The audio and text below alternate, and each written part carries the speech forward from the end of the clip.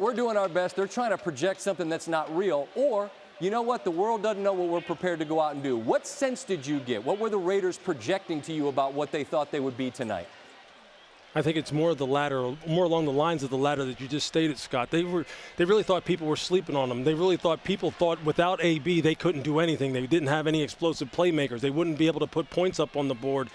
And Derek Carr assured me, he said, hey, look, I'm playing in an offense right now in my second year that I'm totally comfortable with, that I totally have the keys to the kingdom, so to speak, as far as what I'm able to do at the line of scrimmage, getting us in and out of plays. I know what John really wants to do with this offense. And then when you talk about their weaponry, look, Tyrell Williams is really – he's been running through the AFC West for years. He's a guy who out there in L.A. and in San Diego before that was catching big plays down the field all the time, just like Keenan Allen got all the attention.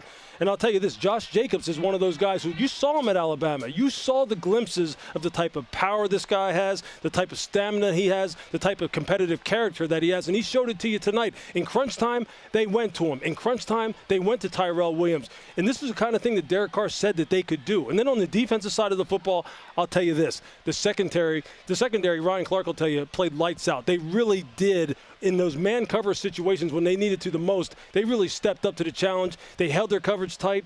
They helped the pass rush then have more time to work. It was a total complementary type of effort, which is exactly what they said they would put on tape tonight. They said, look, we're more than just AB. And quite honestly, AB was never here. So we never were depending on him in the first place. We don't even know who he is because he didn't show up. So we're going to play with the guys we have here, and I think you're going to like what you see.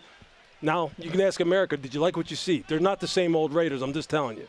Up front, and Ryan, I'm going to get to you in a moment. Up front, I was surprised, and I made this point before we brought you in, Lewis, that we heard so much about Chubb and Miller and how those two guys were going to really be a problem. They didn't touch Carr tonight. How much can this offensive line replicate this performance, not just clearing the way for Jacobs, but keeping Carr's uniform clean?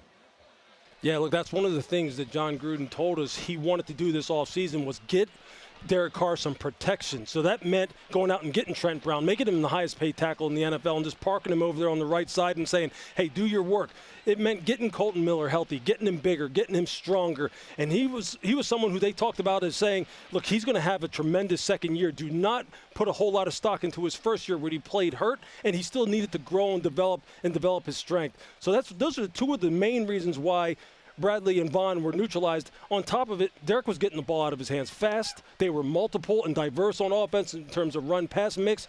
John called a brilliant game. So I was saying during the broadcast, Vic Fangio was sitting there going, you know, Vic talked about getting inside of offensive coordinators' heads and getting inside of quarterbacks' heads in terms of throwing them off their rhythm. Well, he had the script flipped it on him tonight, and really it was John Gruden who got inside of his head, and Vic didn't really know what was coming at him from play to play, and that's what offensive coordinators want. That's what they try to do. That's what John did tonight, and it was just really it resulted in a heck of a performance against two of the best pass rushers that this game has seen in recent years. Thanks for watching ESPN on YouTube. For more sports highlights and analysis, be sure to download the ESPN app. And for live streaming sports and premium content, subscribe to ESPN+.